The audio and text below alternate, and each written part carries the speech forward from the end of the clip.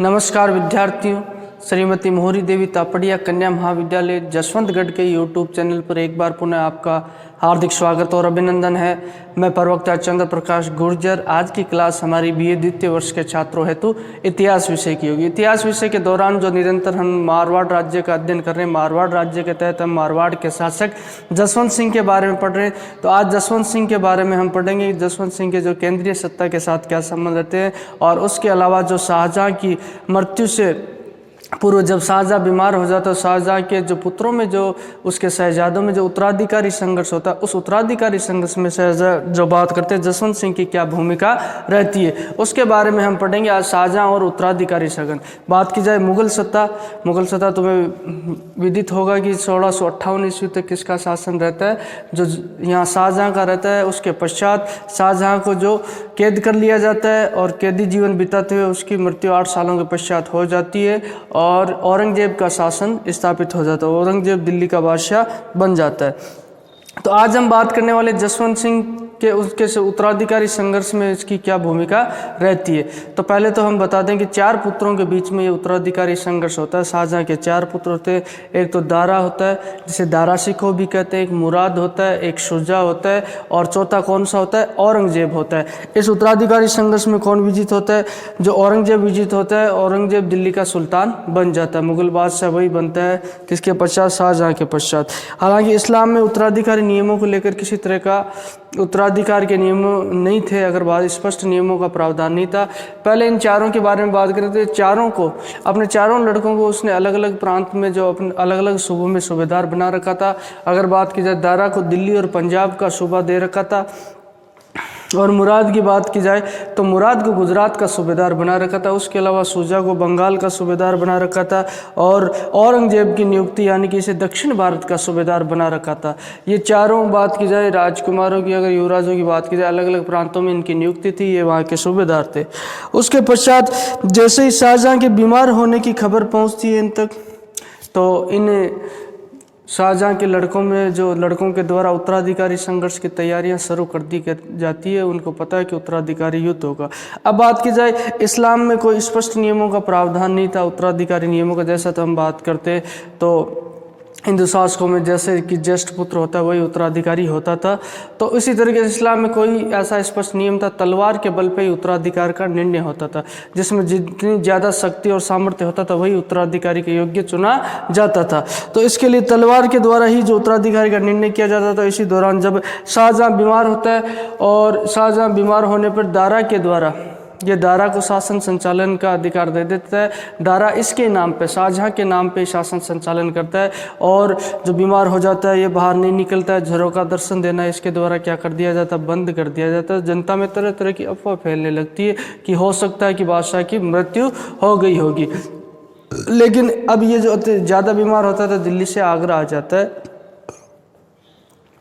आगरा आने के पश्चात सभी सामंतों और सरदारों को ये बुलाता है शाहजहाँ, और उनके सामने घोषणा करता है अपने उत्तराधिकारी की। जो ज्येष्ठ पुत्र दारा होता है उसको ये अपना उत्तराधिकारी घोषित कर देता है। कौन? शाहजहाँ। शाहजहाँ के द्वारा उत्तराधिकारी घोषित किया गया, और उन सामंतों को ये जो सरदारों को शपथ दिलाई गई वफादारी की, उनके द्वारा ये शपथ ली गई कि वो जो वफादारी के साथ क्या करेंगे, दारा के साथ काम करेंगे और दारा को अपना सुल्तान मानेंगे।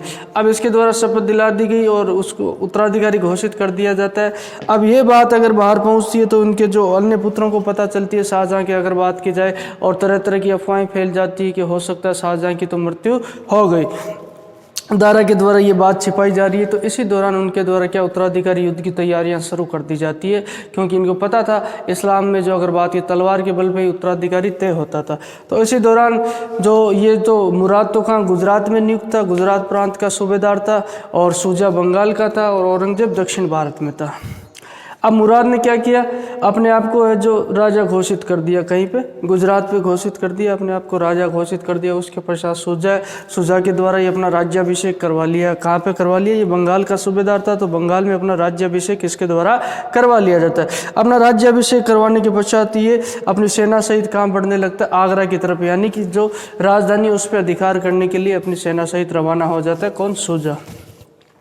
जब ये बात किसको पता चलती है, दारा को पता चलती है, और दारा जो आगरा में स्थित होता है, दारा को पता चलती है, तो इस शुजा को रोकने के लिए दारा के द्वारा क्या किया जाता है, अपने पुत्र सुलेमान सिको की बात बताऊं तो सुलेमान से विवाह किसका किया जाता था, तुम्हें याद होगा कि जसवंत सिंह के द्वारा अपनी जो भतीजी का विवाह यानी कि अमरचंद राठौड़ की लड़की का विवाह इस सुलेमान सिको से कर दिया गया था। तुम्हें पता हो तो मैंने पढ़ाया था पिछली क्लास में।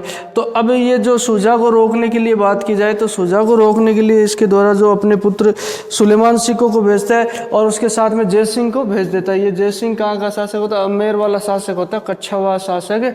तो इनको शुजा को रोकने के लिए भेजता है। ये सेना सहित जो बात करते हैं राजधानी से प्रस्थान करते हैं और शुजा को रोकने के लिए पहुंचते हैं। और 24 फरवरी 1658 ईस्वी में जो बहादुरपुर का क्षेत्र, बहादुरपुर में युद्ध होता है, इस युद्ध में जो वाराणसी उत्तर प्रदेश में स्थित है, इस युद्ध में जो शुजा को इनके द्वारा क्या कर दिया जाता है, पराजित करके जो बंगाल की तरफ खदेड़ दिया जाता है और शुजा है जो पुनः बंगाल की तरफ भाग जाता है। तो इस शुजा के संकट का सामना इस तरीके से किया जाता है। उसके पश्चात इधर से तुम देखोगे तो दारा के द्वारा चढ़ाई कर दी जाती है। दारा कहाँ का शासक होता है, गुजरात का शासक हो, अपने आप को उसके द्वारा राजा घोषित कर लिया गया था। और उसके पश्चात उसके द्वारा क्या कर लिया गया, मुराद के द्वारा बात की जाए, अपने आप को राजा घोषित करते हुए वह भी जो राजधानी की तरफ चढ़ाई करने लगता है। अब इसी बीच में औरंगजेब के द्वारा स्पष्ट बात नहीं बताई जाती है कि वो किसकी तरफ से और क्या करना चाहता है, किस तरीके से। उसके द्वारा अपने पत्ते नहीं खोले जाते और दोनों भाइयों से समझौता कर रखा था, किनसे, मुराद से और शुजा से।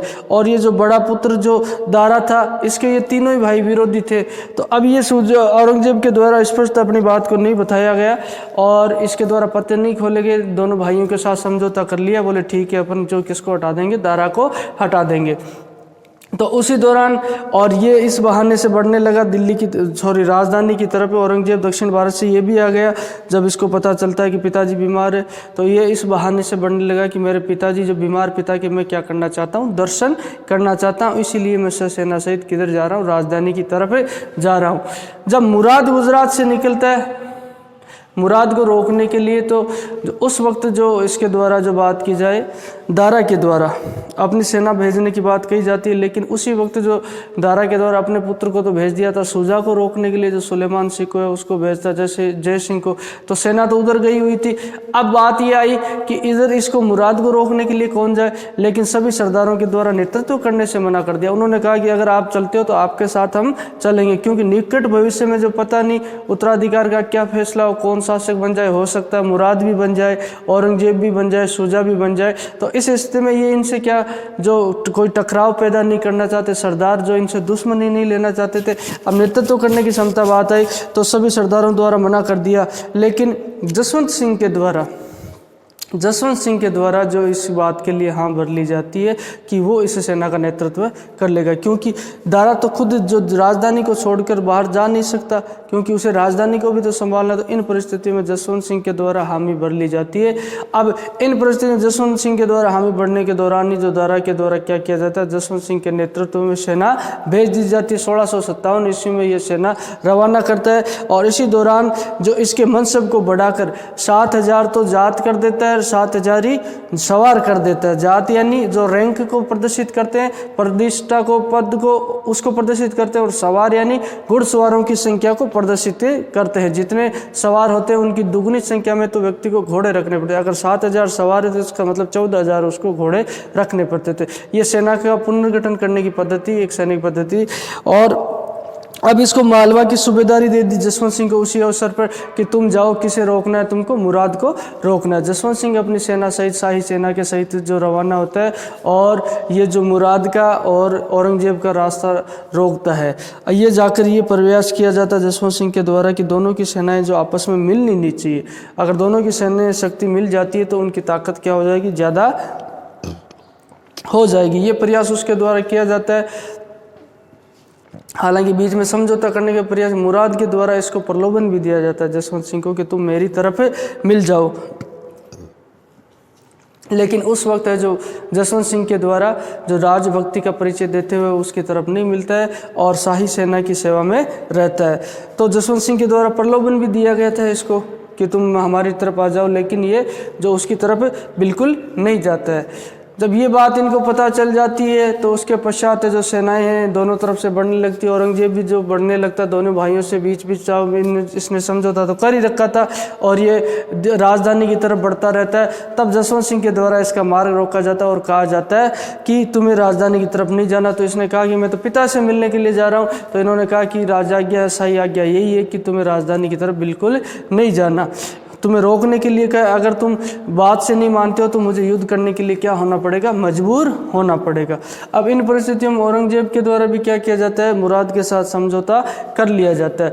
अब ये दोनों की सेना, हालांकि जसवंत सिंह के द्वारा प्रयास किया था कि दोनों की सेनाएं एक जगह संयुक्त नहीं हो पाए, लेकिन ये उसके पश्चात कुछ समय पश्चात दोनों की सेनाएं मिल जाती है, जिसमें इनकी सेनाएं जो दीपालपुर नामक स्थान है, यहाँ पे जो और बात की जाए औरंगजेब की सेना भी आ जाती है और मुराद की सेना आकर भी मिल जाती है। अब एक बात मैंने नहीं बताई आपको, जो मुराद था गुजरात का सूबेदार और गुजरात का सूबेदार था, जब इसके द्वारा क्या कर दिया जाता है, विद्रोह कर दिया जाता है, अपने आप को राजा घोषित कर दिया जाता है। इस परिस्थिति में क्या किया जाता है कि इस मुराद को तो गुजरात का सूबेदार हटाकर वहाँ कासिम खां की नियुक्ति कर दी जाती है। किसकी नियुक्ति कर दी जाती है, कासिम खां की नियुक्ति कौन करता है, दारा करता है। दारा सिखों के द्वारा कासिम खां की नियुक्ति कर दी जाती है। और इस कासिम खां के द्वारा भी बात की जाए, जसवंत सिंह की तरफ से जो युद्ध में भाग लिया जाता है, नेतृत्व तो जसवंत सिंह कर रहा है, हालांकि कासिम खां भी अपनी सेना लेकर जो जसवंत सिंह के पास चला जाता है। तो अब दोनों की सेनाएं इनकी मिल गई है दीपालपुर में आकर, किसकी, और बात की जाए औरंगजेब की और मुराद की। और वहाँ से आगे बढ़ते हुए इनकी दोनों की सेनाएं, जसवंत सिंह की भी सेना है, अगर बात की जाए धर्मत नामक क्षेत्र जो वाराणसी यूपी में स्थित है, वहीं आके पड़ाव इनके द्वारा डाल दिया जाता है इनको रोकने के लिए। और वहीं पे आसपास में शिविर उनके द्वारा भी लगा लिया जाता है, किसके भी द्वारा, जो मुराद और औरंगजेब के द्वारा संयुक्त सेना का शिविर लगा लिया जाता है। और यहीं पर इनके बीच में कौन सा युद्ध होता है, धर्मत वाला युद्ध होता है, जिसमें जसवंत सिंह को औरंगजेब और मुराद की संयुक्त सेना के द्वारा पराजित कर दिया जाता है।